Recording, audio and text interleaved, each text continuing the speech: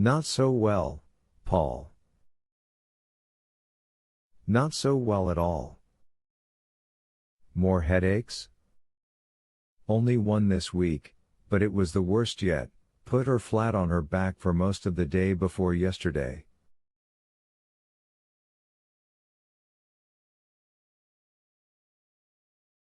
And now she's developed this weakness in her right hand. He raised his own liver-spotted right hand.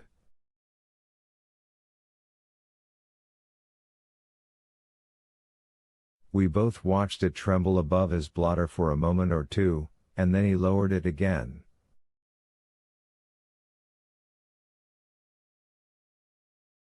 I could tell he would have given just about anything not to be telling me what he was telling me, and I would have given just about anything not to be hearing it.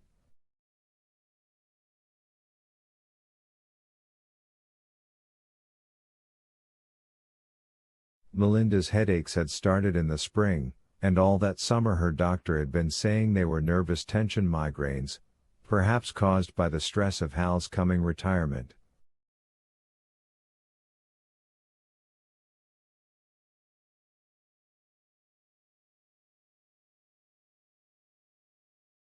Except that neither of them could wait for his retirement, and my own wife had told me that migraine is not a disease of the old but the young. By the time its sufferers reached Melinda Moore's age, they were usually getting better, not worse.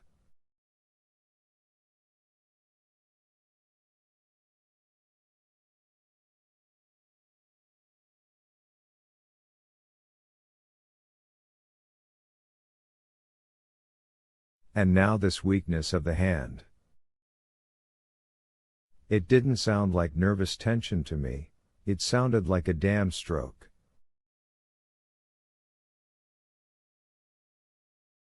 Dr. Haverstrom wants her to go in hospital up to Indianola, Moores said.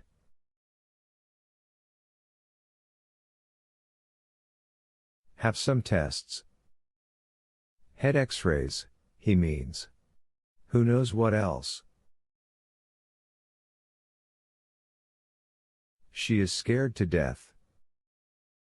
He paused, then added, truth to tell, so am I.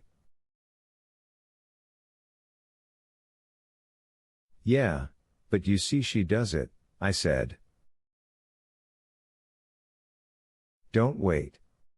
If it turns out to be something they can see with an X-ray, it may turn out to be something they can fix.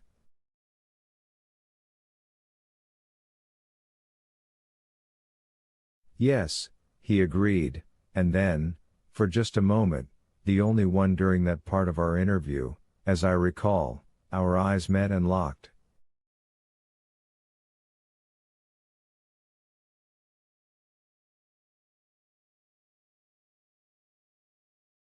There was the sort of nakedly perfect understanding between us that needs no words.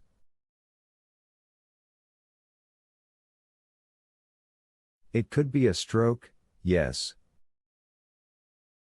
It could also be a cancer growing in her brain, and if it was that, the chances that the doctors at Indianola could do anything about it were slim going on none.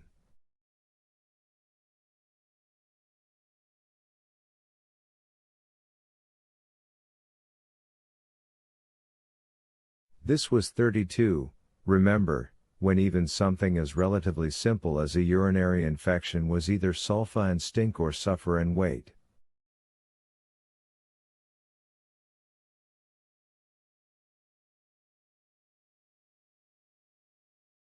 I thank you for your concern, Paul. Now let's talk about Percy Wetmore. I groaned and covered my eyes. I had a call from the state capitol this morning, the warden said evenly.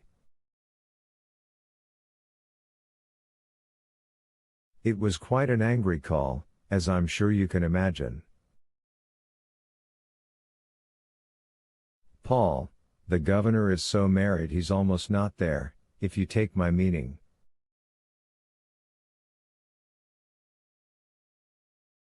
And his wife has a brother who has one child. That child is Percy Wetmore. Percy called his dad last night, and Percy's dad called Percy's aunt.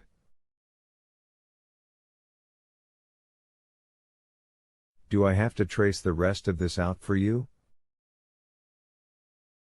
No, I said. Percy squealed. Just like the schoolroom sissy telling teacher he saw Jack and Jill smooching in the cloakroom.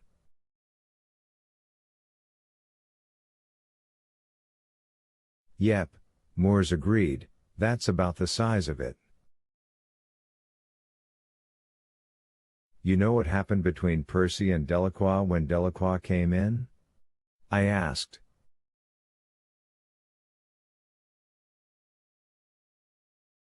Percy and his damned Hickory Billy Club.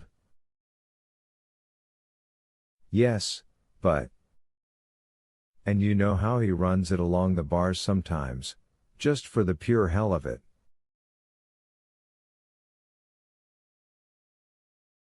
He's mean, and he's stupid, and I don't know how much longer I can take him.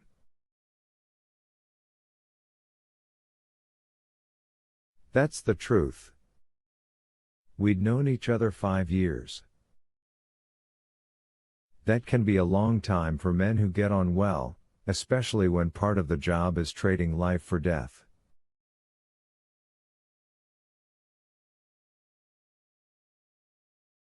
What I'm saying is that he understood what I meant.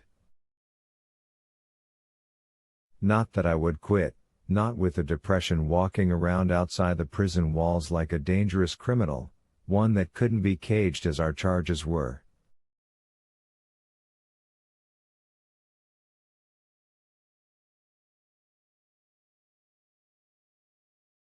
Better men than me were out on the roads or riding the rods. I was lucky and knew it. Children grown in the mortgage, that 200-pound block of marble, had been off my chest for the last 2 years.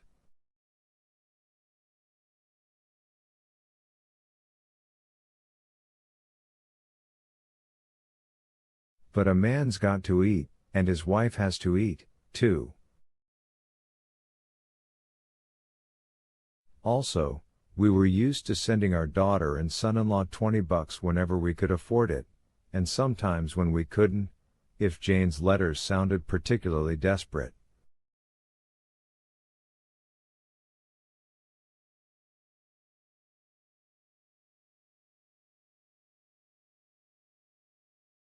He was an out-of-work high school teacher, and if that didn't qualify for desperate back in those days, then the word had no meaning.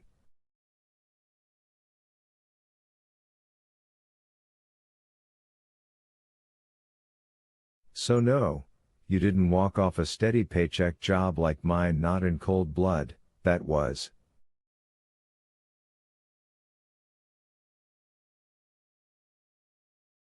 But my blood wasn't cold that fall. The temperatures outside were unseasonable, and the infection crawling around inside me had turned the thermostat up even more.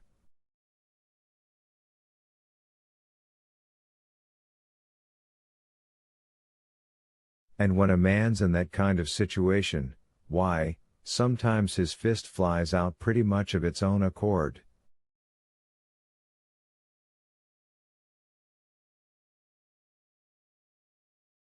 And if you slug a connected man like Percy Wetmore once, you might as well just go right on slugging, because there's no going back.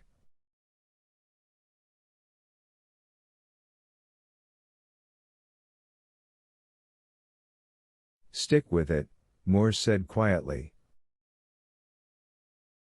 That's what I called you in here to say.